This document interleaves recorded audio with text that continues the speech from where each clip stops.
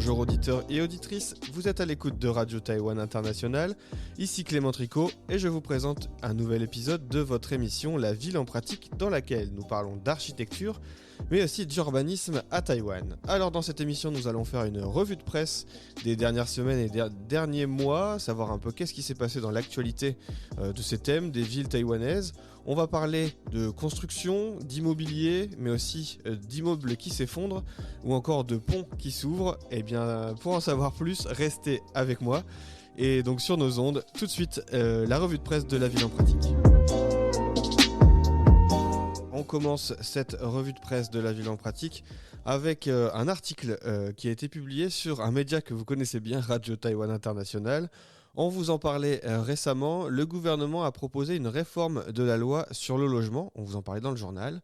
Alors, qu'est-ce qu'on vous raconte sur Radio Taïwan International ? Eh bien, le gouvernement a approuvé un projet de loi qui vise à modifier partiellement la loi sur le logement, et notamment pour inciter les propriétaires de logements à louer leurs biens immobiliers dans un but d'intérêt social. Alors ce texte prévoit plusieurs choses, aussi d'assouplir les critères sociaux, économiques, qui sont liés à la demande d'aide publique au logement en faisant passer le nombre d'enfants mineurs de 3 à 2 enfants.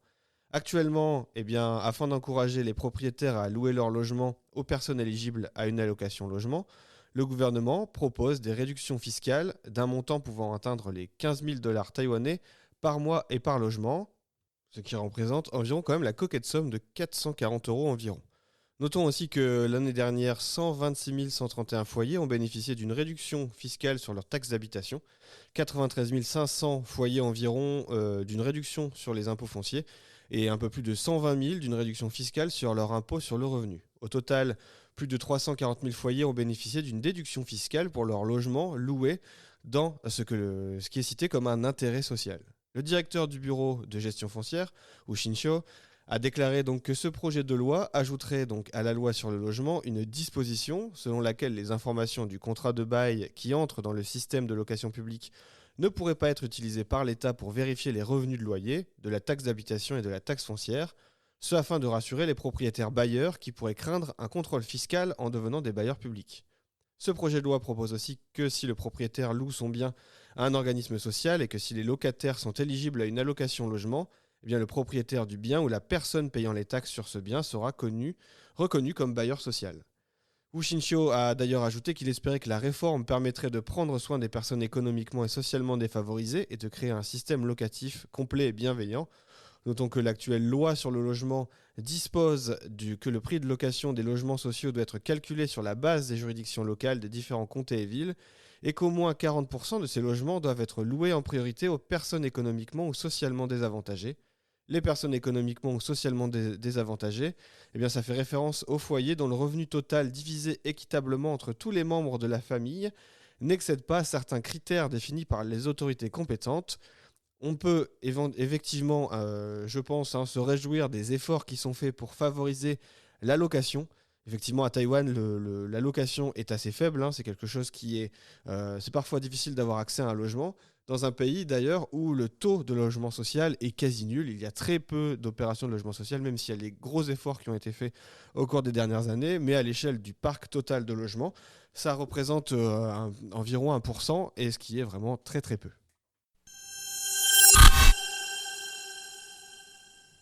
On revient rapidement sur l'affaire qui a marqué la ville de Taipei, et notamment l'effondrement d'un bâtiment à cause d'un chantier de construction à proximité. Et d'ailleurs, les services de la mairie ont appelé à ce que le personnel de construction impliqué dans l'effondrement de ce bâtiment doit être puni. Alors, le 13 septembre, Focus Taiwan soulignait que les architectes et les ingénieurs qui étaient impliqués dans un projet de construction qui a provoqué l'effondrement partiel d'un immeuble résidentiel à Taipei, ils feront l'objet de mesures disciplinaires, a déclaré le maire de la ville, Chang Wan-han, c'est le nouveau maire de Taipei, qui est un représentant aussi du Kuomintang. Ces individus, selon lui, n'ont pas réagi activement à un système de surveillance des chantiers de construction qui avait donc déclenché un signal d'alarme sur ce problème.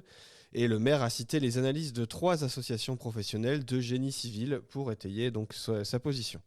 en vertu de la loi sur l'industrie de la construction et de la loi sur l'architecture, eh bien, ces individus pourraient recevoir des avertissements, voire être enregistrés comme entreprise révoquée ou bien faire face à une suspension de leur activité pendant une période allant de 2 jusqu'à 24 mois. Parallèlement, le tribunal de Taipei avait rejeté une deuxième demande du gouvernement de la ville de Taipei pour geler les 200 millions de dollars taïwanais, soit environ 6,3 millions de dollars américains, d'actifs appartenant à Kitai Properties, le responsable du projet de construction à l'origine donc de l'incident. Le tribunal a aussi déclaré qu'il n'était pas nécessaire de geler les actifs de la société, car il est très peu probable que la compagnie devienne insolvable ou dissimule ses actifs et soit ainsi incapable de couvrir les dettes associées. Des travaux d'excavation souterrain donc sur le chantier de construction de Kitai Properties, dans l'arrondissement de Zhongshan à Taipei, avaient provoqué donc l'enfoncement partiel d'un bâtiment voisin dans le sol et l'inclinaison de 6 autres sur le côté le 7 septembre. C'est ce que nous expliquent les autorités locales. Les images sont assez impressionnantes. Il faut voir ce bâtiment qui s'effondre littéralement à cause des travaux voisins. On peut bien sous-entendre qu'il y a eu une erreur quelque part, et effectivement la compagnie est dans de beaux draps. On peut ajouter à ça que l'incident a entraîné l'évacuation de plus de 440 personnes, donc 200 ménages environ, et qui doivent attendre les travaux de restauration et des inspections de sécurité.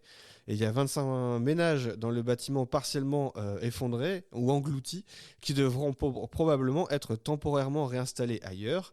Et la ville demande justement donc de geler les actifs de l'entreprise pour s'assurer de futurs remboursements ou de prise en charge. Nous continuons cette revue de presse avec plusieurs articles que je vous conseille concernant les crédits carbone et justement les mesures mises en place par le gouvernement ou les entreprises taïwanaises pour essayer de réduire leur impact carbone. Donc on va en citer au moins un de Commonwealth, l'excellent magazine Commonwealth, qui est accessible en anglais. C'est souvent pour ça que je le choisis pour vous. Eh bien, dans cet article, dont le titre est « Taïwan s'efforce de générer des crédits bas carbone », les auteurs de l'article nous rappellent que Taïwan, donc le gouvernement, craint de ne pas pouvoir atteindre ses objectifs en matière de réduction des émissions de carbone et qu'à la suite de l'ouverture de la première bourse de crédit carbone de l'île au début du mois d'août, les agences gouvernementales et les entreprises se démènent pour trouver un moyen ou le moyen de générer des crédits carbone négociables. Alors, l'article revient et cite le directeur du bureau de gestion de la 4e rivière de l'Agence des ressources en eau, qui s'appelle Li Yoping, qui nous dit que ce sont toutes des espèces d'arbres qui fixent beaucoup de carbone. Et il insiste en montrant que des jeunes arbres dans le parc écologique entourant le bassin de rétention Mululiao de la rivière Dongpuna dans le comté de Nantou. Normalement, nous racontent les auteurs, les ingénieurs hydrauliques plantent des arbres pour prévenir l'érosion des sols et pour l'aménagement paysager. Mais aujourd'hui, la capacité de fixation du carbone est devenue un facteur important dans la question du boisement. Et donc après que la présidente Tsai Ing-wen a annoncé que Taïwan visait à atteindre le niveau zéro d'ici 2050, c'est-à-dire que les émissions absolues sont réduites pour soutenir l'objectif du sommet de Paris sur le climat, de limiter l'augmentation de la température mondiale à 1,5 degré Celsius, les agences gouvernementales se sont précipitées pour agir. L'Agence des ressources en eau a conclu que la moyenne de ces émissions de carbone sur 3 ans s'élevait à 58 700 tonnes et que l'objectif est de réduire les émissions de 50% d'ici à 2050. Alors on notera quand même qu'il y aura quand même des émissions, c'est un petit peu difficile effectivement d'envisager 0%, mais en tout cas il y a des efforts qui sont faits, c'est encourageant. Alors je ne vais pas rentrer dans le détail de cet article qui est très long et très complet, mais je vous invite à le lire, il sera sur la page de cette émission. Et on va en évoquer un autre, toujours sur le magazine Commonwealth, qui s'intitule « Comment Evergreen Marine, Eva Airways et encore Hotei Motor réduisent leurs émissions ». Et bien justement, là ça parle plus, non pas des agences gouvernementales, mais des industries. Et l'article nous précise que l'industrie taïwanaise des transports a été critiquée pour sa lenteur à réduire les émissions de gaz à effet de serre, et qu'aujourd'hui les entreprises de transport doivent non seulement réduire leur dépendance à l'égard des combustibles fossiles, mais aussi s'adapter à la législation sur le climat pour rester compétitives. On aurait pu presque inverser on va dire les arguments en disant que c'est peut-être aussi la législation qui les conduit à devoir s'adapter et peut-être à envisager donc de réduire leur dépendance à l'égard des combustibles fossiles. Mais chacun y comprendra ce qu'il veut. L'article continue par poursuivre que dans le secteur des transports, l'effort de réduction des émissions de gaz à effet de serre se poursuit sur les routes, sur les mers et dans le ciel. Et il y a plusieurs exemples justement de comment ces grands géants des transports, donc Eva Airways, vous le savez, c'est la compagnie aérienne, Rotai Motor ou surtout Evergreen Marine, qui sont des entreprises de transport par bateau, qui sont des entreprises majeures à Taïwan. Eh bien, ils sont en train de chercher des solutions, en sachant que ce sont des secteurs qui sont tout de même souvent pointés du doigt pour leurs émissions de carbone. Pareil, nous arrivons déjà bien en avance dans cette revue de presse, donc on ne va pas pouvoir rentrer dans le détail de l'article, mais lisez ça, c'est passionnant pour essayer de comprendre un peu les logiques et les aboutissants de ce qui se passe pour réduire les émissions de carbone.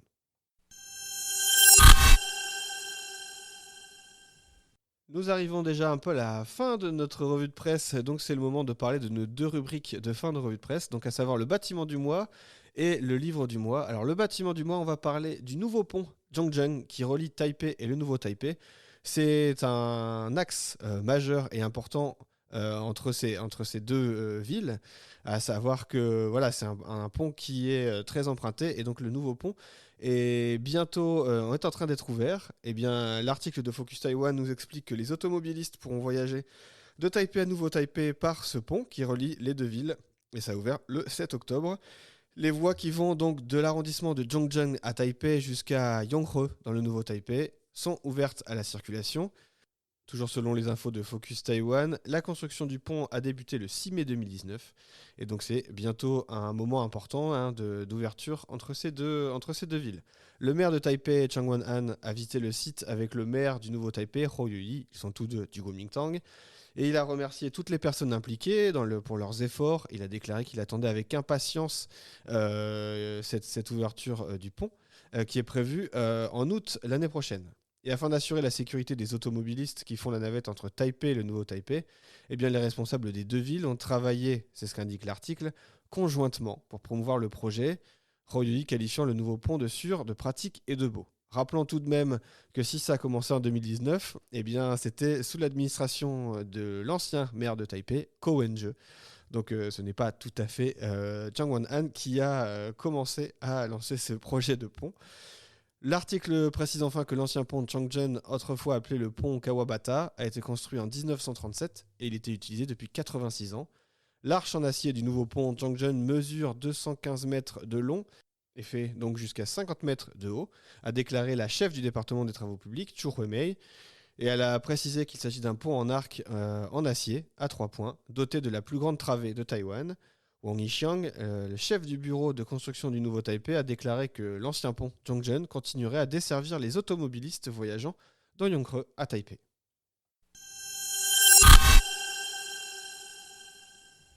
Et enfin, nous terminerons brièvement avec le livre du mois qui sera le numéro 333 de TA Magazine, c'est Taiwan Architect, c'est le magazine, on va dire, de référence dans l'architecture à Taïwan. Pour une raison qui me plaît beaucoup, c'est que ce magazine ce numéro questionne le rapport à l'esthétisme et la notion d'esthétisme dans l'architecture. Alors, on ne va pas rentrer trop dans le détail encore une fois, mais ce qui est intéressant de souligner tout de même, c'est que cette notion d'esthétisme, elle peut être largement débattue, mais qu'elle est ô combien importante, car effectivement, vivre dans du beau ou être entouré de beau a certainement un effet positif sur le développement, ou en tout cas sur l'esprit au quotidien. Et de toute façon, on aime, j'imagine, en tout cas moi c'est mon point de vue, je préfère vivre dans des choses qui sont tout de même agréables que de vivre uniquement dans des logements qui seraient réduits à leur plus simple fonctionnalité, sans âme, sans rien du tout. Et donc ce magazine questionne un peu justement cette place de l'esthétisme et on va dire du beau dans le logement. Et donc ça questionne aussi le rapport au beau, à l'esthétisme, en fonction aussi des origines, notamment qu'est-ce que l'esthétisme en Occident, mais qu'est-ce que aussi justement l'esthétisme dans le beau et dans l'architecture à Taïwan. Voilà, je vous invite donc à lire ce numéro 333 de TA Magazine.